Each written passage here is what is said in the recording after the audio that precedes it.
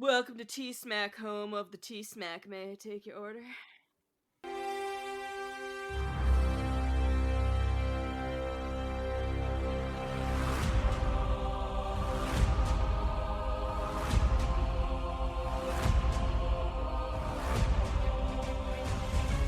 Welcome back, everyone, to another episode of Talking Smack, where we talk superheroes, movies, animation, comics, and much, much more.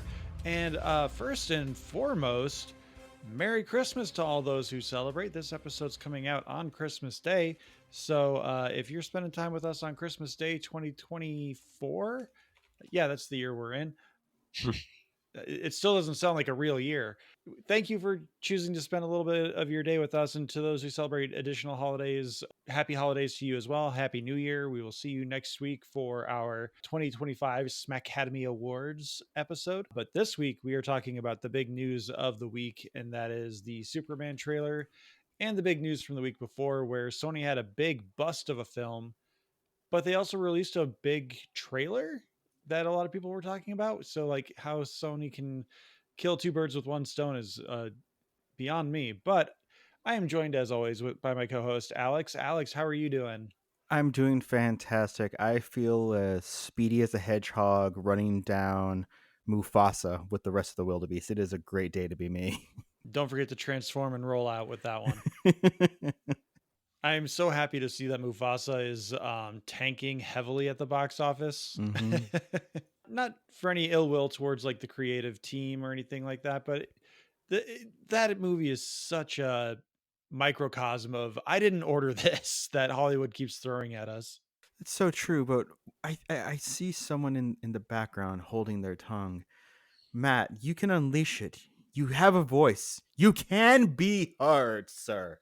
Listen, just go talk to your dad. Stop listening to us. It's Christmas. Maybe they don't want to talk to their dad. Go spend time with your family. Hmm.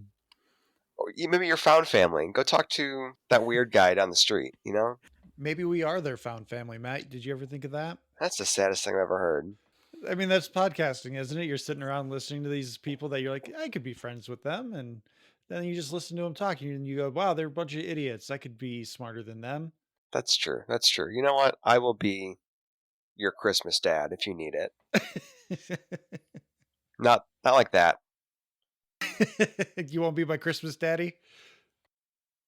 You maybe. We have a long history, but random That's listeners, true. that's called a parasocial relationship. I think I need to bring everyone back with a bit of levity. I'm going to interrupt this. As opposed to what? Well, I'm just going to bring back. I'm going to bring everybody down to my level, and I need to tell a story about why I don't like Christmas. You see, one year, my father decided to dress like Santa Claus and climb down the chimney, and we found him days later. He was just like hanging out or what? He had passed away in the chimney. Oh, okay. And then in the sequel, we're just gonna start making a reference to it and be like, "Stop bringing us down and walk away." My favorite part of Gremlins 2 is that they acknowledge how awkward that damn story is in the middle of the movie. Like, let's just bring everybody down and tell a story about being like 7 years old and finding their father dead in the chimney dressed as Santa. That rules. That movie rules. Both It's of those great. movies rule. They're fantastic. They do. I love Gremlins too. That was my introduction to the Gremlins franchise. So I have a big soft spot for it. I know it's a much more cartoony film than the previous one, but I think they're both very good in their own right. Is that what we're talking about today? We're talking about I Gremlins? think yeah, like it's Christmas. What are your favorite Christmas movies? What do you watch every Christmas? Oh, wow. That's a good question. That's a big question. Probably some TV. I don't know. I have first and foremost, I need to say thank you to AMC Theaters for my free 30-day subscription to Apple TV Plus. I'm gonna watch the Ted Lasso Christmas episode from season 2. But my holiday tradition is I will watch the Muppet Christmas Carol at least 3 times. I don't think I really have movies like that necessarily. You know, I can think of movies like Gremlins or Home Alone that I will go Jingle All the Way that I will reach for, but I'm not necessarily like, oh, it's Christmas. Like, it's almost Christmas. I got to make sure I fit this in before the season's over. But I'm more likely to do that with like Christmas episodes of TV like that, like Community or what have you, things like that. Now, see, with me, it's got to be. I have to fit somewhere within the December month. I have to fit in Christmas Vacation. We used to have it. My mom recorded it off of a TV broadcast when we lived in Texas, and so when we would rewatch it during the holidays after we moved to Nevada, we would get nostalgic because the commercials would all be those local cities places, and then and then sometime when I was like 17 or 18, she bought the DVD because we got a DVD player, and we watched it, and she was stunned, and I was stunned because it is way more adult than they broadcast on Yep. TV. Yep. Like the entire scene of him hitting on of Mary in the department store, that's gone. The pool daydream scene is completely gone. The shitter's full's gone. There's just so many little things. Christmas Story has to be watched at least twice. I love the Jim Carrey Grinch. I watched that one. That one just hit the sweet spot for me of like early teens and loving Jim Carrey, and I just find it a classic. I like Baby Grinch in that movie. It's just hysterical. You've got a beard. Santa, bye-bye. Exactly. Star Trek Generations is a Christmas movie. Of course it is. There's a scene with a big Christmas tree in it. Yeah.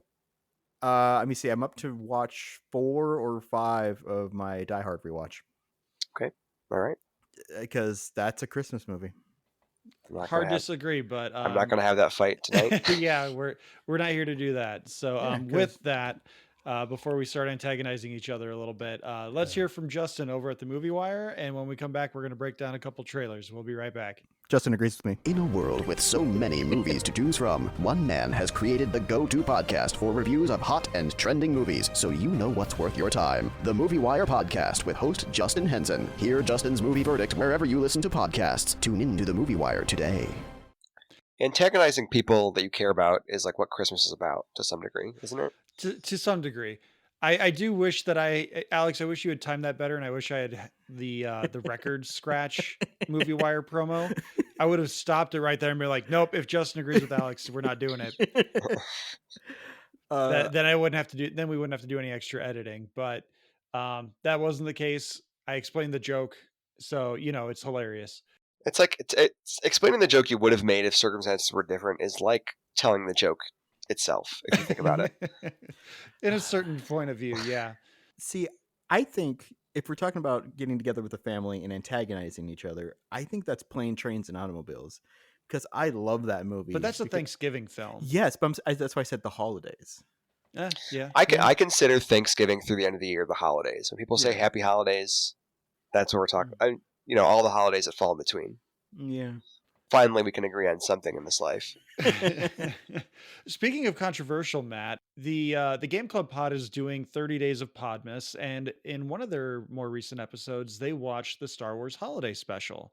All right. I told them in their Discord that the Talking Smack podcast does not condone or tolerate besmirching the Holiday Special because while it is not in line with the Star Wars brand, it is still fantastically amazing.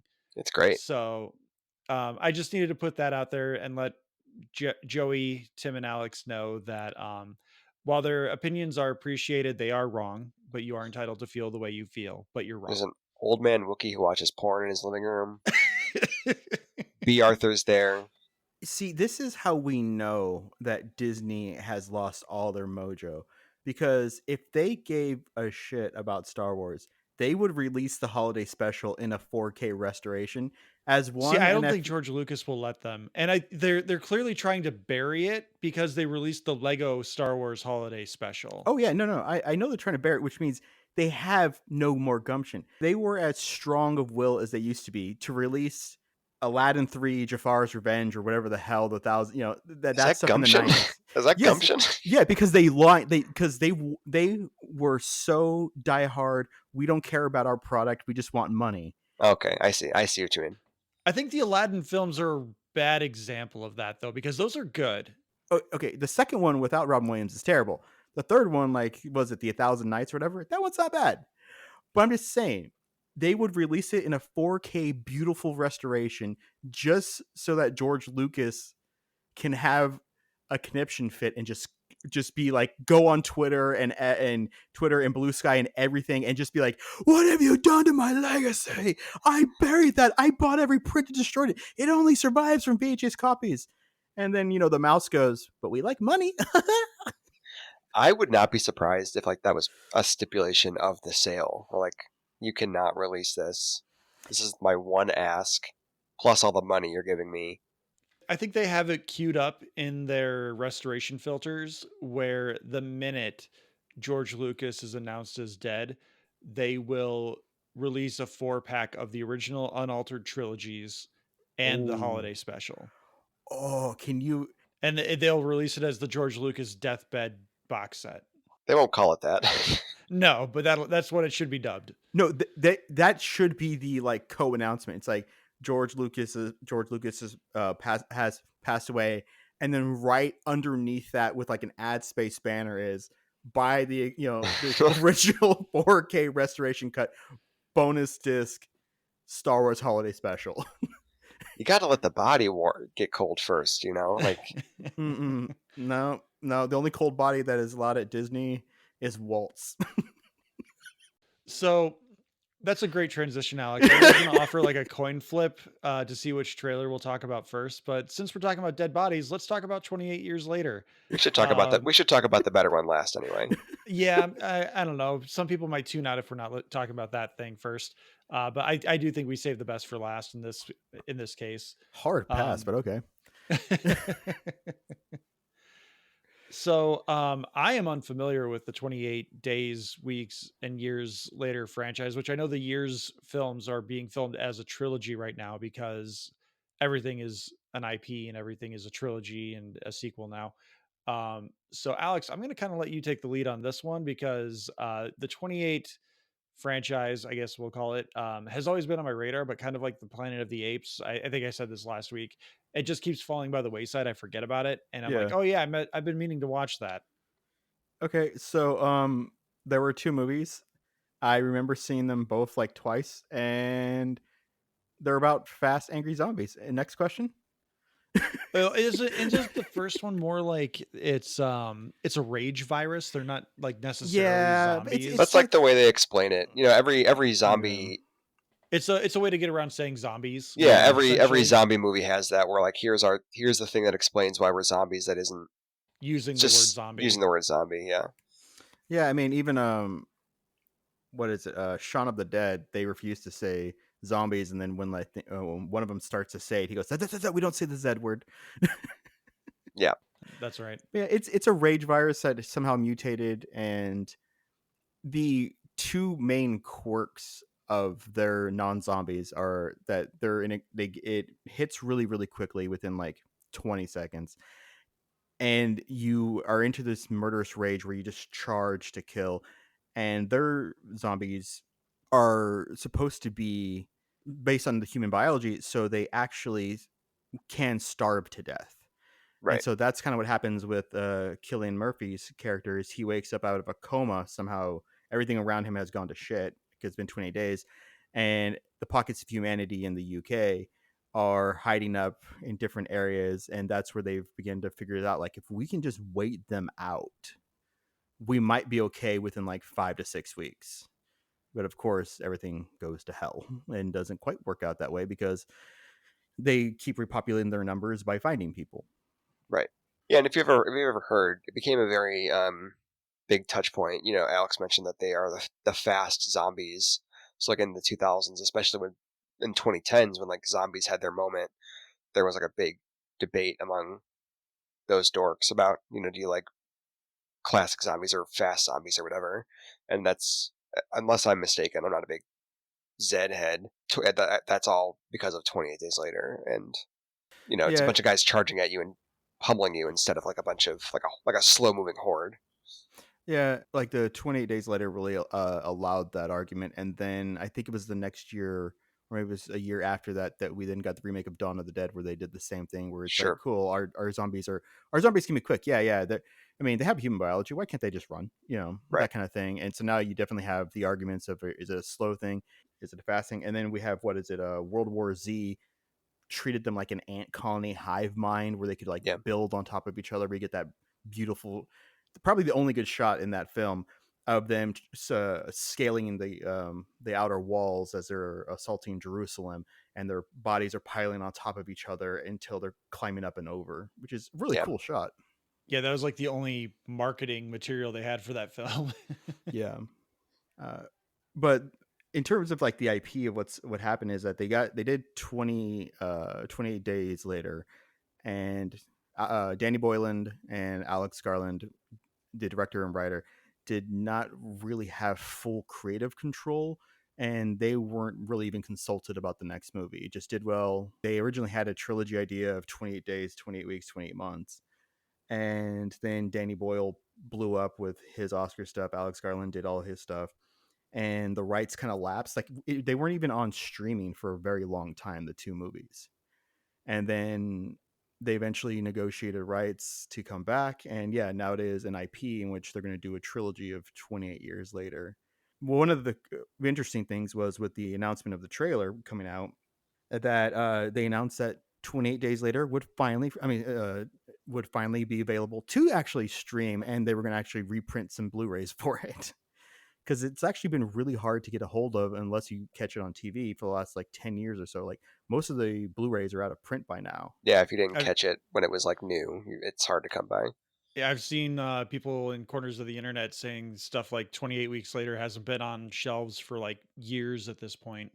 So, as someone who hasn't seen these movies, the trailer still is very intriguing. I know there was some controversy as to the one zombie that kind of rises out of the grass. Like, I don't know how exactly he's coming up. It looks like he's just kind of doing an Undertaker lift, but from the heel or something.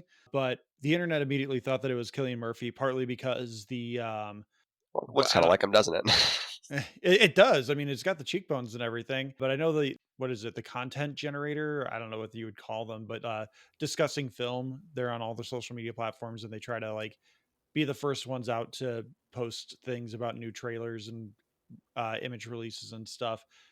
They had posted saying, "Hey, here's your first look at Cillian Murphy in this movie." And then immediately some guy from the production was like, "No, that's me, actually. That's not Cillian Murphy."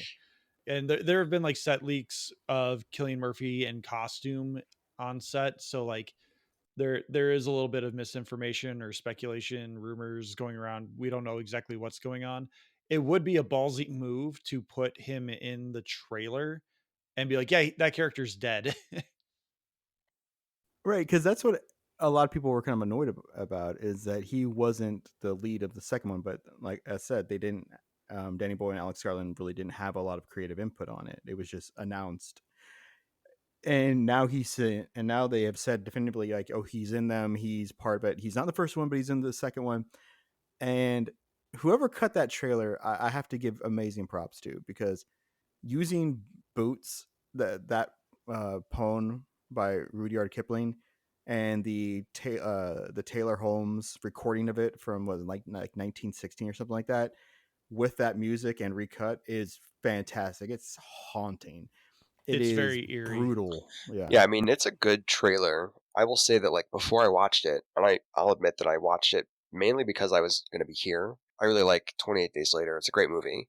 28 Weeks is one of those movies where I didn't hate it, but I'm like, it's fine. It doesn't really need to exist. I guess now that makes more sense now, knowing that it's like maybe not, was not in the creative hands of the original people. So I was like, I don't need this, especially knowing that it's like a trilogy. I was like, no, thank you. I think I'm probably good. But I will admit that I don't know if it sold me on seeing it, but I was like, okay, this looks pretty good. It's an affecting trailer. It makes me interested, and it's got a strong cast. Despite recent box office returns, what's his name is a good actor. Craven the Hunter. Aaron He's Taylor good. Johnson. Yeah, he's good. Ralph Fiennes, is that how you say it? Yep. Rafe Fiennes. Rafe. Sorry, Rafe. Rafe, really? Huh. Yeah, it's Rafe. I think he's Irish or something. Oh yeah. Those are a couple of good actors who I like watching do stuff usually. So, I don't know if I run out to the theater to see it, but I will probably at least check it out when it's streaming, if nothing else.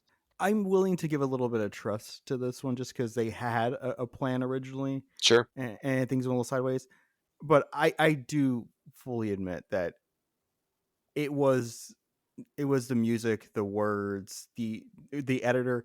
That person needs to like be given a bonus. I hope they negotiated something along the lines of like, hey, for every 10 million views, I get like, a bonus, right? Because they announced that on YouTube, announced that it is the second most viewed horror trailer of all time within like 72 hours. Wow. I think the first one was It Chapter 1 or something like that. And so yeah, it looks cool. I Other than apparently 28 years later things still suck. Right. I don't know what the plan is, and yeah, I'm willing to give Craven the Hunter at least a shot. I mean, Quicksilver eventually has to come out ahead somewhere, right? That's something that's something we didn't talk about last week is how did he get roped into a Sony Marvel movie knowing what the Disney Marvel process is. So like I'm very confused as to how he got roped into all that cuz yeah, he's not a bad actor. And with the trailer, I got a lot of like The Village vibes from a big chunk of it, but only in this case it's the monsters are very much real and everyone is aware of it, Right. instead of it being a big hoax. Maybe it would be a big hoax. We don't know. That was the thing with the village too. You didn't know until you saw the movie. Everything's actually fine, and we just are pretending. People pretending to be zombies. I think Danny Boyle and Alex Garland are a little more nuanced than that. Have a lot of faith in them. I think that there is a lot of iconography, even just straight out of the trailer, like that giant Christmas tree of skulls that they have in there. Yeah, I'm very The interested. second one is called like the Bone something, right? Like Temple. the Bone Temple. I guess that. I guess this is just a. There's a lot of bones going on in this new trilogy. The Bone Zone. Well, That you would know be who loves great. bones? You guys are setting me up real good this week. Doggos love bones, and there's a Ooh, very good boy in the Superman trailer. So let's jump on over to that. So probably our most listened to episode that's not the Five Nights at Freddy's episode that Slade joined us on. That's such an indictment of the internet, by the way. That's It such an it really indictment. is because funny enough, like throughout the year, like that was a pretty good episode for us. And then throughout the year, it kept kind of getting like 1, 2, 3, 10 listens every now and again. And then we get to like September of this year, like just after Beetlejuice came out. And all of a sudden it jumped another like 50, 60, 70 listens a year later. And it's still getting listens. Maybe some like random YouTuber hyped it up or something, and then a bunch of preteens were like, "Oh, I'll go listen to it." no, it's called evergreen content, and that is True. exactly what we need.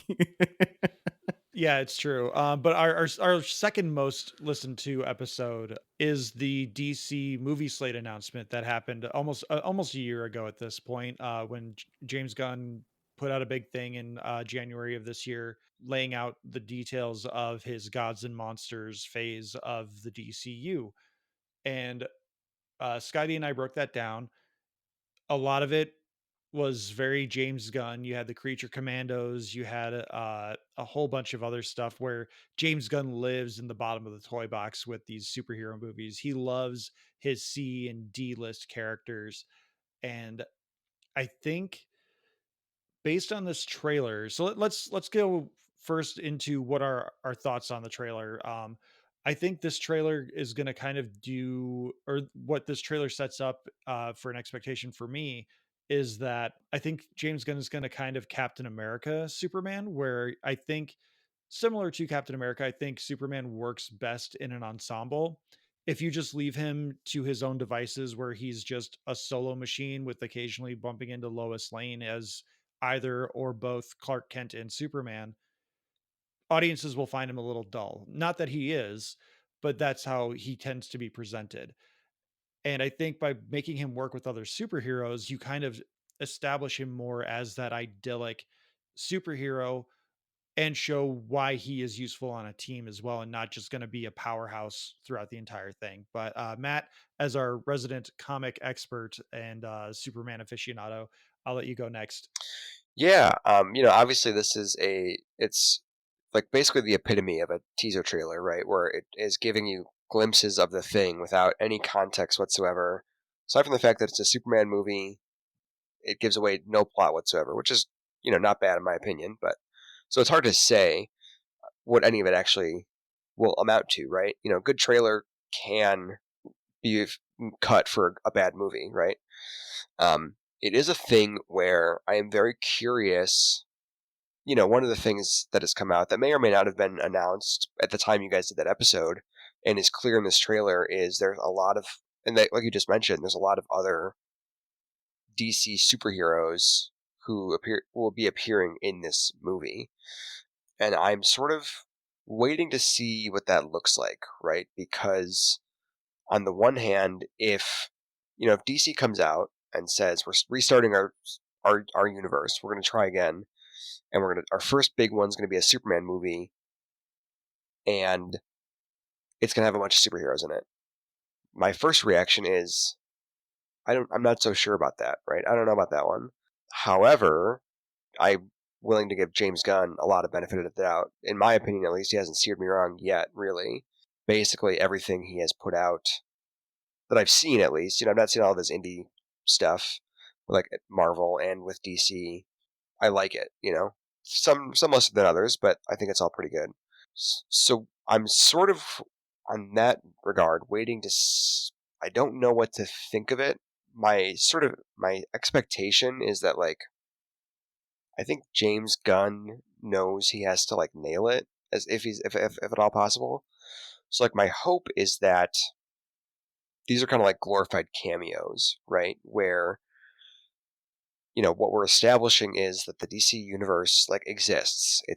We're not doing the origin again. We are not showing Superman becoming Superman again. This Superman exists in a context in which he is established. There's other superheroes established. There's a Justice League. There's all kinds of stuff happening. So maybe it's a team up movie, maybe it's not. But I think my hope is that it will be.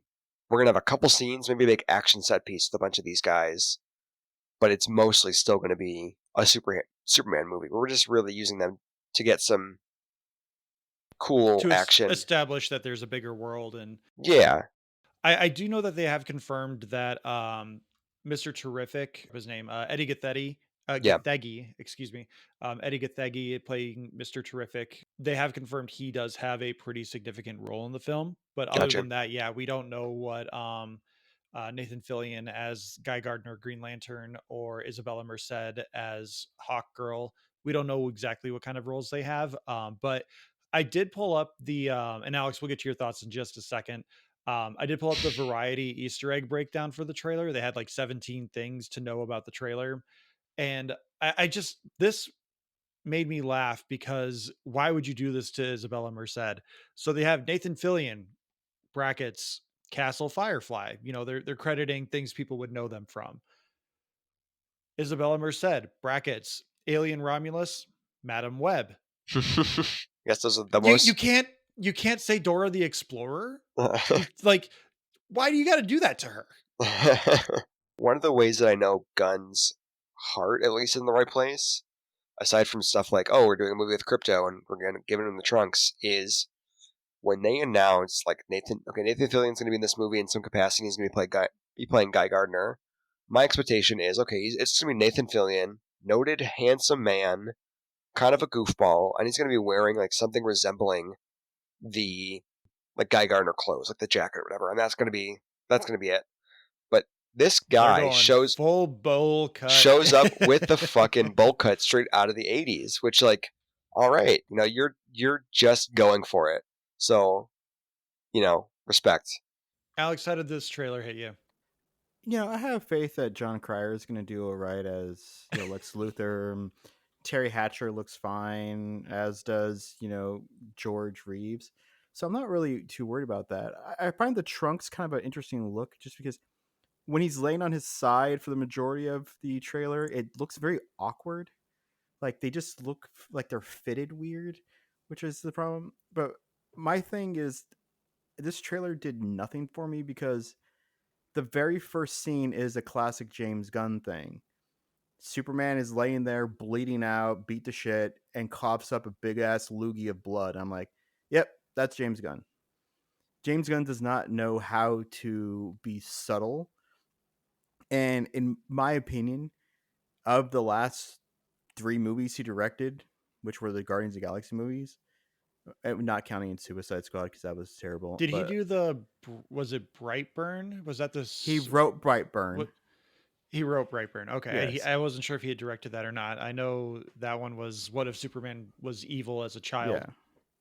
I was just like, it was diminishing returns for me. Like we've talked about it, about how especially Guardians of the Galaxy 3 was just torture porn for animals. And then immediately at the end of that movie completely took away the message of the movie with its last final shots. I don't have faith Crypto is not going to make it out of this movie, literally probably being kicked by the bad guy into a wall or something like that. And we're going to hear a dog yelp in pain. Just like Suicide Squad, that long ass montage of the birds burning to death and screaming in the background, and then Guardians of the Galaxy 3 animal torture. So I was just looking at it going, this is the James Gunn completely unleashed doing whatever he wants. What do we immediately start with? Blood, hacked on the ground, and try to get us in with a moment of cuteness. Everything else was, okay. I'm sure Tom Welling is going to be fine. He looks good. I like the hair. I have to respectfully disagree with the first shot. I think that is a very intentional shot because of how general audiences perceive Superman. So I think it's more of a hook of, oh shit, someone beat up Superman to this point. What's going to happen next? I think that's what it We is. already have that in the last time Superman was on screen. He got beat to shit, literally beat to death. How many times can we see Superman be beat? It's been almost 10 years since that movie came out. And I think that, Second to again, last time, point of reference, because he comes back in Justice League. Third to last, if you want to count the 2 Justice League movies. Yeah, but he got beat up and was bleeding in those too. Not the Whedon cut. At least he was pretty. They just went. He's completely invulnerable at this point. I think the thing that is if nothing else, I think the reason that will not happen to that same degree is because Crypto, not as much as like Superman or Lois Lane, but is like a brand that is owned and maintained by Warner Brothers Entertainment, right? We're like a family friend, like that at least is like on some degree a family friendly. There's a kids movie starring Crypto the Superdog, right? I think that there's probably somebody there who's saying like, okay, you cannot set the dog on fire if that's what James Gunn's trying to do, as opposed to like Rocket Raccoon, who like is a children's character, but that sort of backstory is built into the comics character, right? So there's more leeway to be like, okay, that's part of the character, and I want to tell that story.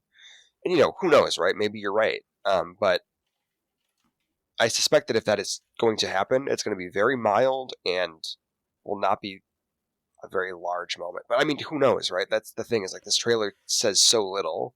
It's hard to say like this is what the movie's about. Yeah, what I'm just saying is that it doesn't hype me at all because Sure. because we literally have trailers of Superman bleeding. I mean, what was Ben Affleck's Superman's famous line from that Batman vs Superman? Do you bleed? I'll make you bleed. And it's just like, yeah, okay, so Superman bleeds.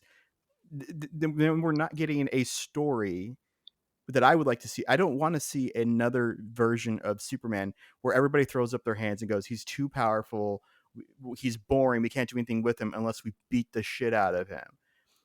I mean, if that's the reference, then if that's the only thing we can do with Superman to make him interesting, then the only good movie in theory was the ones with Christopher Reeve 50 years ago at this point. That Superman really didn't bleed. He was challenged intellectually. Oh, 2 missiles are going into different directions. What are you going to do? He has to solve that, thinking about it.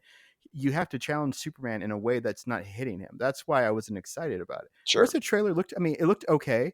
Like I said, I kind of like his really goofy hair. It does very much remind me of Christopher Reeve's kind of goofy hair. The mannerisms, we still haven't figured out an actor who had Christopher Reeve was really good at doing the full dorky, kind of like making his shoulders in, his body hunch, making him look not like a Superman, which is why I believe it's Superman 2. There's a great part where Margot Kidder's Lois Lane figures out he's Superman and pulls out a gun on him, and he's like, "What are you doing?" Blah blah blah blah. And the second that she actually aims it at him, you see him become Superman in that, and his chest rises, it broadens, his shoulders back, his mannerisms change, and he's like, "Okay, this is how he cons people." Throwing the little dorky hair on, I don't know. I need to see him.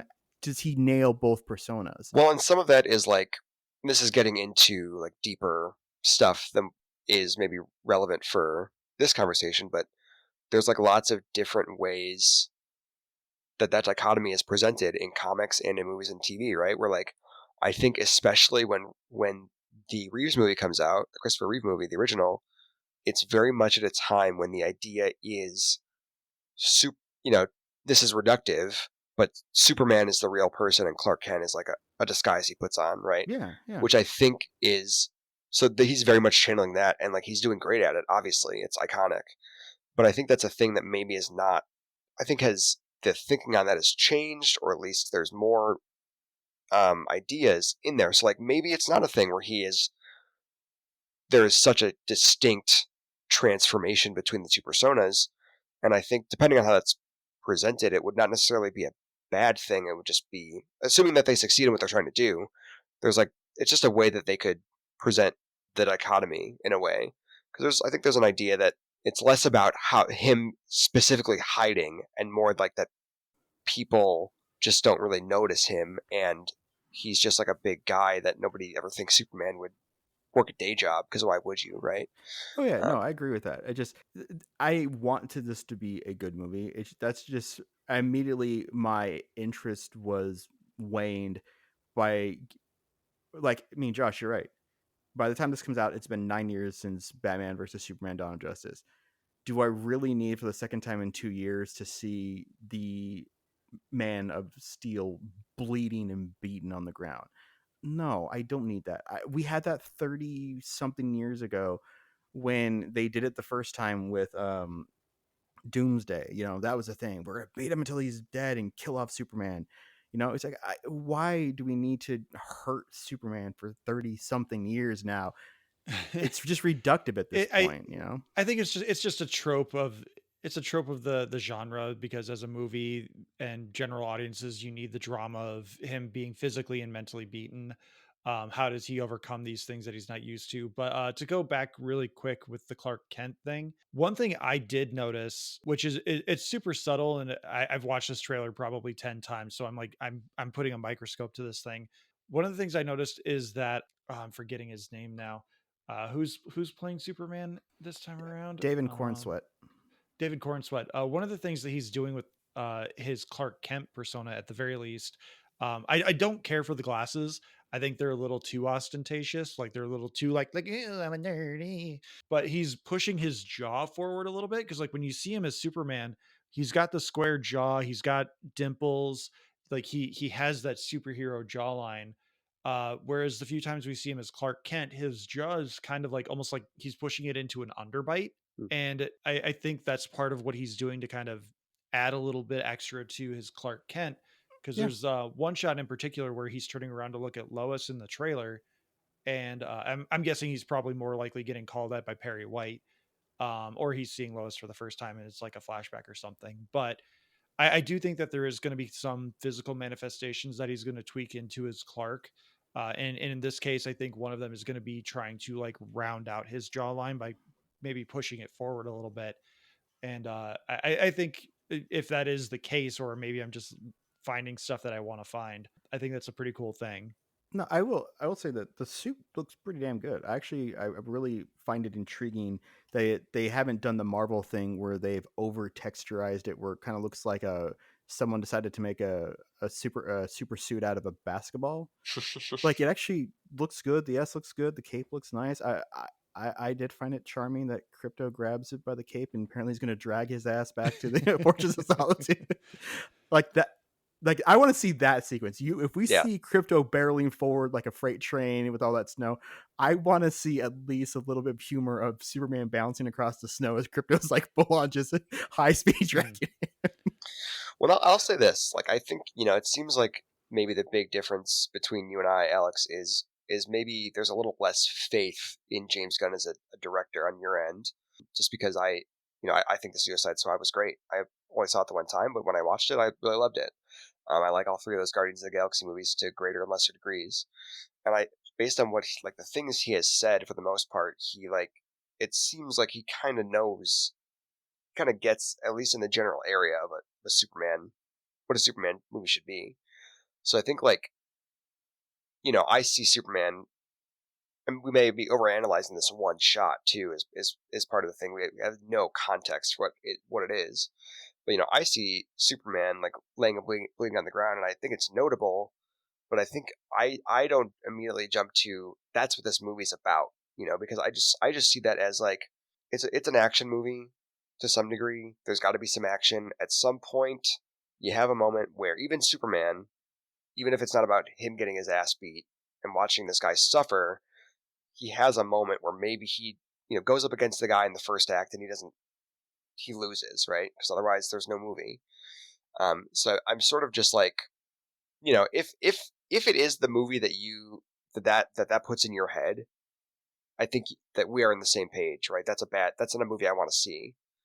I think I'm just more in lines of that doesn't give me as much pause, in part because the rest of the trailer kind of charms me, and I have this sort of built-in trust in James Gunn as a director to date.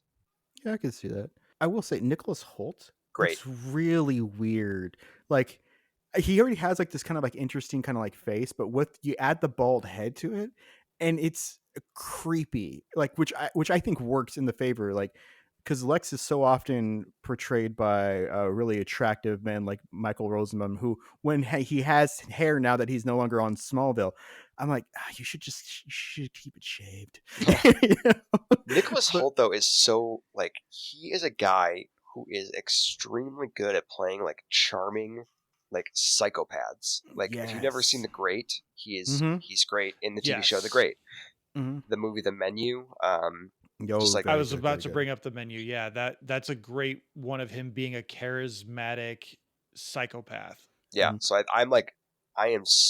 I'm very intrigued to see what this looks like, and that's a guy where I think he was originally going for Superman. I think that would have also worked, but seeing him as Lex, I'm okay, he's gonna let's let this freak it up, So we might end up with a Tom Hiddleston situation. He Yeah. really wanted Thor. They gave him Loki, and he's fantastic at Loki. I will also say Nicholas Hoult really, really was great in Renfield last year. I know that movie kind of came and went, but that is the Nick Cage, That's Awkwafina, Dracula movie. But I really dug it. It knew exactly what kind of movie it was. That was on my list almost entirely because of Nicholas Hoult, and I just never got around to it. Thank you for reminding me that that's out there for me. Definitely worth a quick watch. What I'm saying is I think you're very right with your assessment. I just do not have as much faith. Sure. And I'm really hoping to be proven wrong, because I want Crypto to be adorable. I want to see Amy Adams, how she does with her version of Lois Lane. You mean Mrs. Maisel? Don't besmirch Rachel Brosnahan, please. It's not Erica Durance? I thought it was Erica Durance in this one. Michael Cudlitz as Lex Luthor. I think you mean Clancy Brown. So there is one other somewhat non-Superman thing that I really wanted to talk about before we kind of get into the last thing I want to talk about with this trailer before we call it a night. So Anthony Carrigan, maybe most notably from the TV show Barry on HBO, he will be playing Metamorpho. And in the trailer, he looks like Zordon from the 1995 Power Rangers movie. That's I asked Matt straight up, who the hell is this guy? Because I could not figure it out for the life of me. I was watching the trailer at work, and I forgot that they had announced Metamorpho was going to be in the film. So he wasn't even in my brain. My first pull was Brainiac, and then as soon as someone reminded me that Metamorpho, I looked closer, and I was like, oh yeah, that's absolutely, you can see the purple on his left shoulder and everything. So I do think that this film is going to kind of be a little bit of a Metamorpho origin story as well. But I have very little knowledge of who and what Metamorpho is, because I think the only exposure I have to this character is a minor role that he has in the fourth season of Young Justice. And then I think he also shows up in Batman Brave and the Bold for a few episodes. I think there But is I almost certainly a Justice League episode about him as well. okay.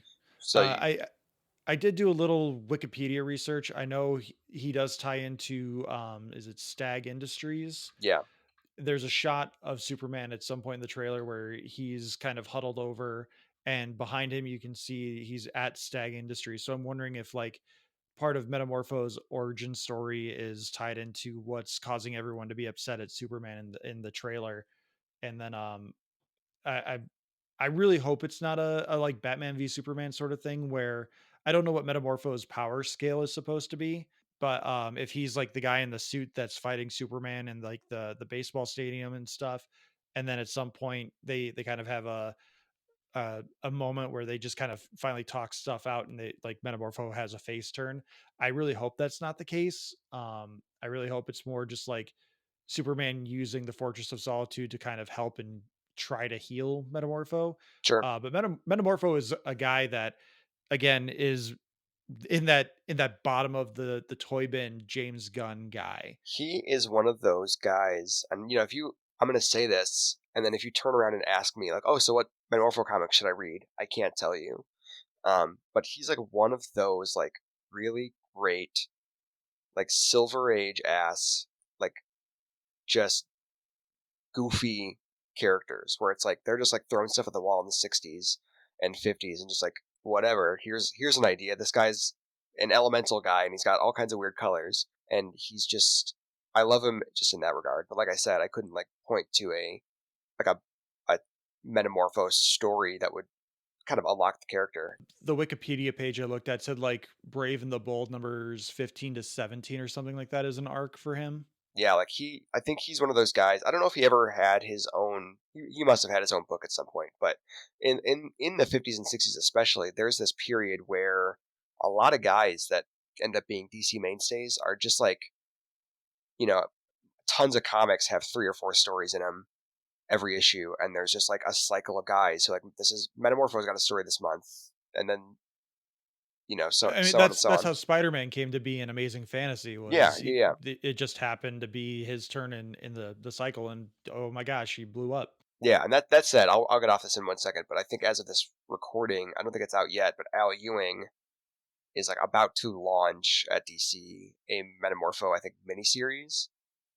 Um, and so maybe that's the big Metamorpho story that gets him over.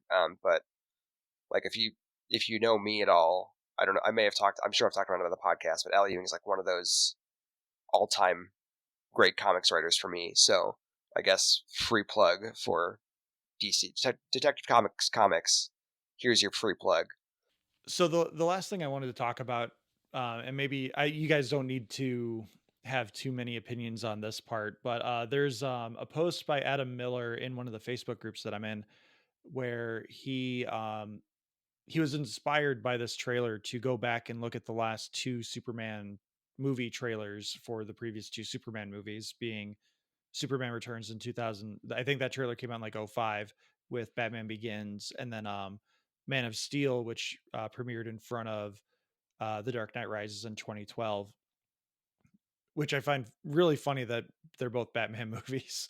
Didn't have to be, but they were. The takeaway that he came with from those rewatches is that the Superman Returns trailer, and I was inspired to do the same thing. So I look back at it, and the Superman Returns trailer is it kind of is a microcosm of what the entire Superman Returns movie is, and the problems I have with it.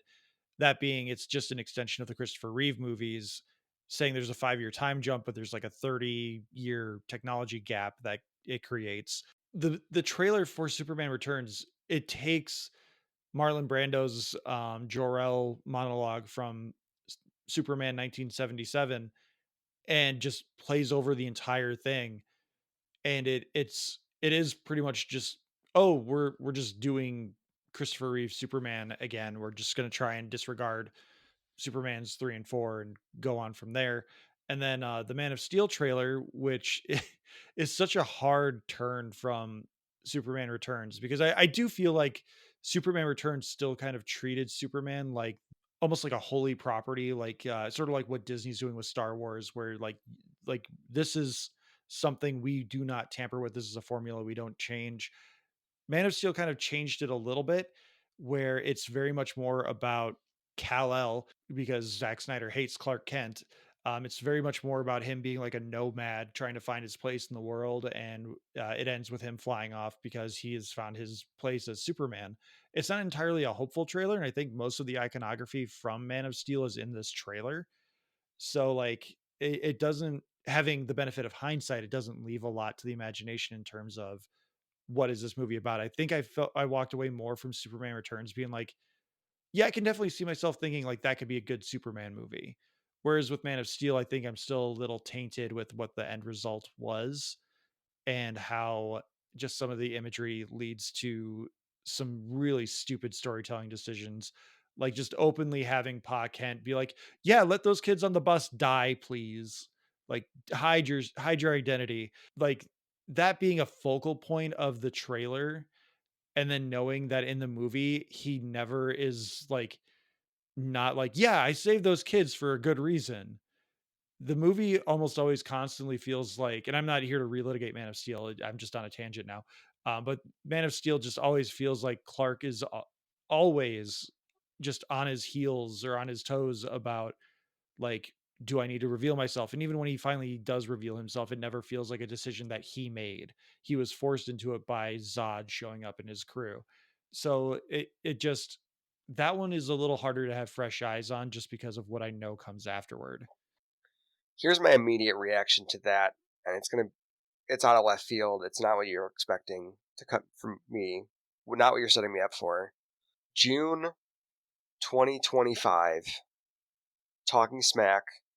Super Summer. All right? You guys have just done this thing this last year where you're revisiting movies that are 10 years old. Uh-huh. Let's watch. I'm not rewatching Lois and Clark. You don't have to watch. You don't have to rewatch the whole thing. Maybe we can just rewatch the Maybe movies. just do the pilot. We could do a couple episodes of certain shows. It's just an idea. Maybe you cut that out and we talk about it later off mic. I don't know. I don't hate it. I want to see if Elizabeth Tilcock is as good as Lois Lane.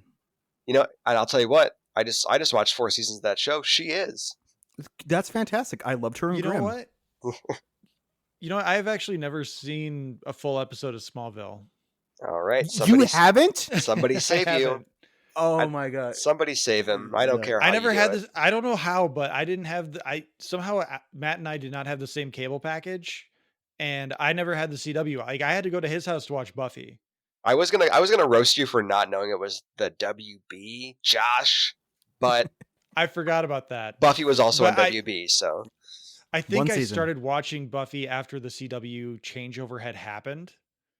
I think like the final season was when it became the CW, and that's when we started doing our weekly watch-alongs. I can't get into the history of TV. It was the WB, then I moved to UPN. Later on down the line, they merged into the CW. Oh yeah, Upin. I forgot about Upin. Okay, Josh, this is how weird Smallville is.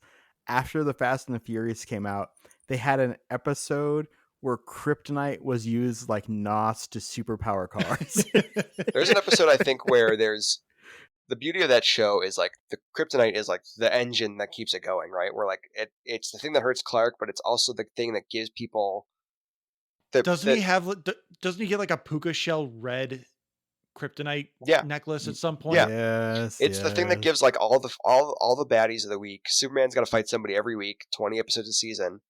That's what gives them their powers, right? So I think there's an episode where like kryptonite gets into like some chewing gum and somebody chews it and gets some kind of superpower.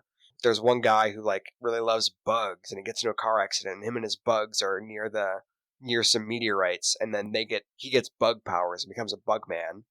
And he's really in love with Lana Lang, so he's going to go kidnap Lana Lang and be a bug man. And Clark's like, I got to stop you. So, you know, the only thing that I really remember besides the puka shell red kryptonite necklace, that's a season finale. That's a season finale, by the way. He gets the puka shell necklace and he's like, I'm going to go be a bad boy in Metropolis. And that's a to be continued. And you come back next summer and see what kind of a bad boy he's being. So the one thing I remember most about Smallville, though, is there was an episode shortly after the Ford Fusion came out. Oh, I love it. And it was all about how Lois Lane got a Ford Fusion. I remember you the next day coming in just bitching about how this product placement episode existed. It's like an entire car chase sequence that is like them highlighting and talking about the features of the new Ford Focus. And it's like, he's onto us. Use the touchpad dash cam to see where GPS to see what he's doing. Oh, good idea, Lois. The handling's so good in this car. That bothers me so much because the last like 4 or 5 seasons of Bones is every other episode there was some horrible product placement. Like they're in a car, and he's like, "Oh my phone's not working," and then one of them is like, "Oh, on this new like Pontiac whatever, we have."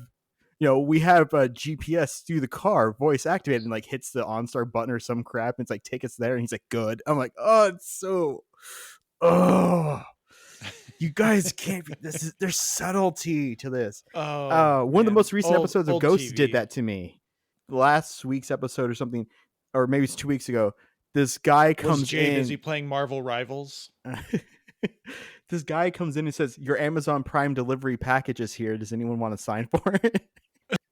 Dressed in the full Amazon uniform. I'm like, oh. You guys are right. TV used to be better. They're much more overt with their product placement. So with that, let's start wrapping up here. I think Matt and we can genuinely say we're hyped for this movie, not just because we are big Superman fans, but because I never explicitly said it. I am hopeful that Yeah. James Gunn can pull this off. I'm very interested to, if nothing else, to see what James Gunn does with an A-list superhero as his main character. I mean, he's obviously working with an ensemble. Superman is still an ensemble character with Lois Lane, Jimmy Olsen, Perry White, his parents, but they're working in and creating an expanded universe at this point. So I'm curious to see how much of that carries into the story or how much of that just feels like tacked on, like, hey, don't forget there's an expanded universe here. But I am still very hyped. I think this was a very good trailer. And I hope James Gunn can land the plane, but we will have to wait and see because I as much as I am hopeful for James Gunn to hit this out of the park, I don't know about Warner Brothers execs that are Right. interested in Sure. making this work. Like that's my big hang up, is how much of this is going to have studio interference, which so far it seems like there is none, but maybe just James Gunn and Peter Serafin are just really good at spinning it. We'll see. But Alex, where are you on the hype meter? Where are you feeling after this trailer? I'm going to see it. There's so much as a teaser trailer for the next Avatar movie. I'm going to be at a 12 out of 10 scale. If there's even a sniff of a rumor that we're getting another Tobey Maguire, Andrew Garfield Spider-Man movie, I am a 15 on the meter. I'm like a 4 or 5. I'm willing to give it a shot. Yeah. James Gunn, I don't appreciate some of the smack talk he's been doing. I mean, he's been stealing our brand by using smack talk, but by saying, "Oh, we're not doing this the Disney way. We have scripts and they are done." I mean, he's not wrong. Everything after Endgame has kind of been that way. Well, to be fair, I will speak up in defense of the mega corporation. Neither did Iron Man, the original Iron Man, right? Like True. they were doing that on the fly. Famously produced by Avi Arad.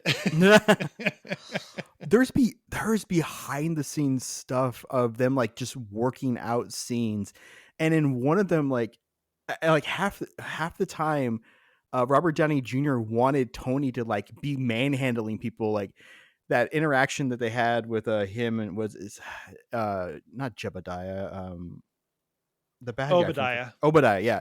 Him like Obadiah when he's like saying like, we're taking all your stock or whatever, Tony. He wanted him to like turn on him in front of the press and like throw him into a wall and stuff.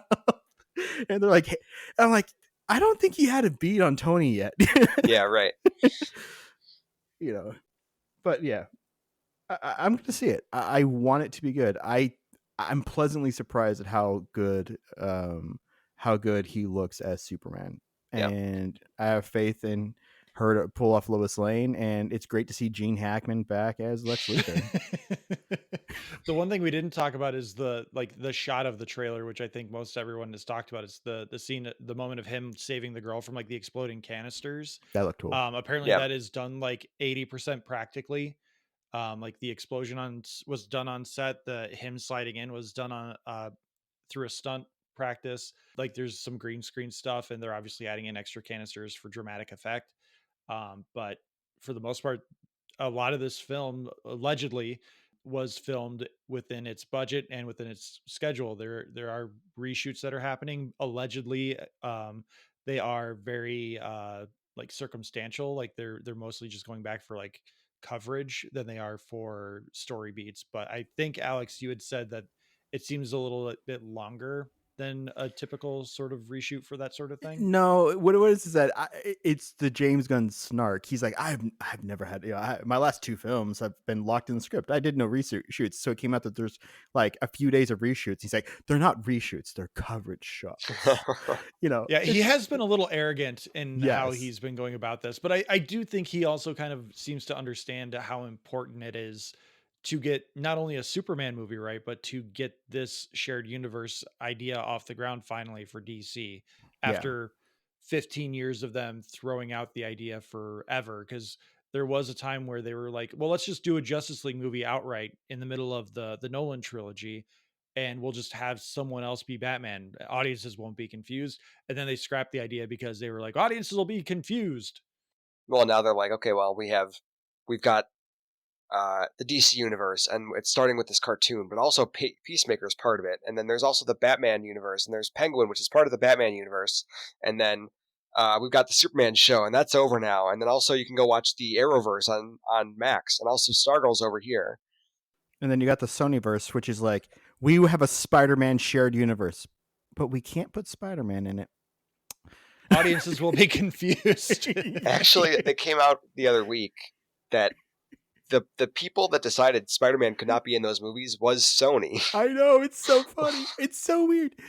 I don't understand it. I'm willing to bet that's Avi Arad. I don't think Avi Arad can manage more than one thing at a time. He was confused because he was helping produce the Marvel Spider-Man stuff. You would think that after Spider-Man No Way Home, that with the hype that they might make a Spider-Man 4/3 with, Toby and Andrew, that they would have thrown one of them in Kraven the Hunter or Madam Web. Yeah, just start tying it into that. Like, yeah. They could have thrown Toby into Madam Web. It was late 90s, early 2000s. They could have thrown Andrew. But Peter Parker wasn't born yet. His was? Oh my God, he's right. Peter Parker wasn't born yet. We talked about this last week. I know, but it's that movie's so dumb. I keep forgetting that they're in. Oh, because that's such a bizarre. Emma Roberts plays Spider-Man's mom. They were talking about maybe tying it into the Uncle Ben doesn't say with great power comes great responsibility universe, the Andrew Garfield universe. And Matt, you probably didn't listen to it, but last week we realized that in the Andrew Garfield Spider-Man universe, Uncle Ben does not say with great power comes great responsibility. Yeah, it's a big convoluted thing. But I'm very familiar with the deleted scene from The Amazing Spider-Man 2 where Peter's dad shows up at Gwen Stacy's grave alive and says, by the way, with great power comes great responsibility. I'm very aware of that scene. But in Amazing Spider-Man 1, Uncle Ben says, your dad said, with great power comes great responsibility. And it's like, you can't even get fucking Uncle Ben's catchphrase right. Like, come on, man. Yeah. Oh, I'm so happy for you the have next. to attribute it to his dad. So, Matt, where are you on the hype meter for Superman 2025? I got one more thing to say, okay? June, Super Summer. July, we'll talk about Superman, the new Superman. We'll talk about whatever else comes out. August, Spider Summer. Spider Summer.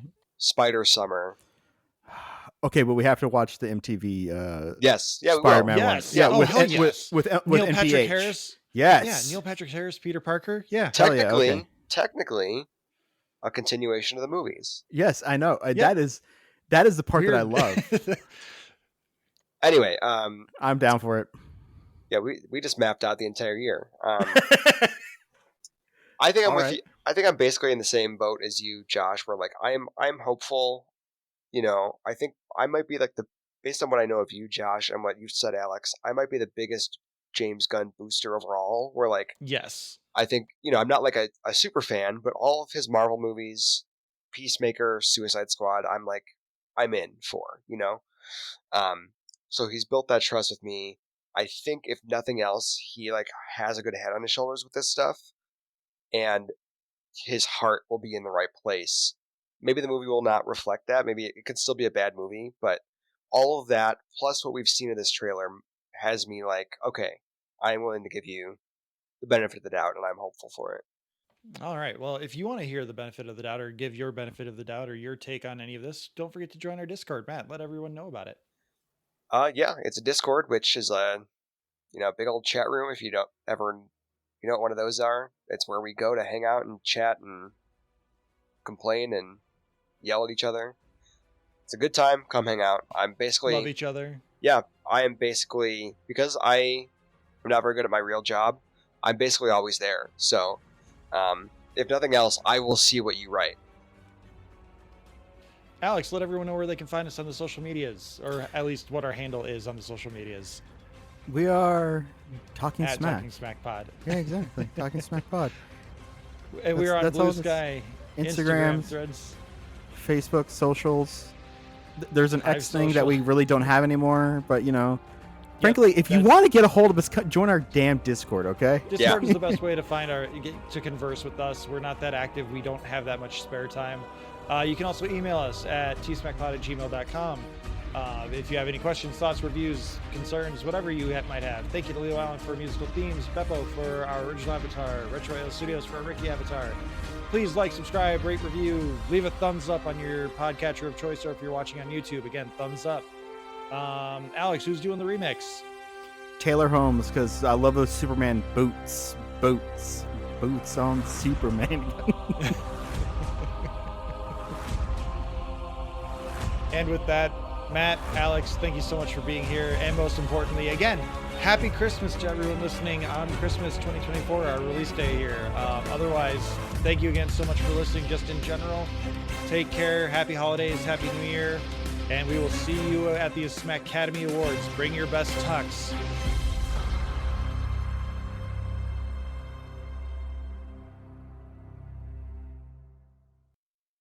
Who loves T-Smack? I love T-Smack. Is it true? Mm-hmm. I do. Ooh. Just talk to your cousin. Just bridge the gap. Just figure it out. It's okay that they don't want to watch Star Trek. It's all right. It's Christmas. Introduce them to Lower Decks. It just finished. You can watch the entire series in like an afternoon. Don't do that. Now I'm bummed out. Okay, well, how about we do this to make things better? Gilmore Fall. Oh, you son of a bitch.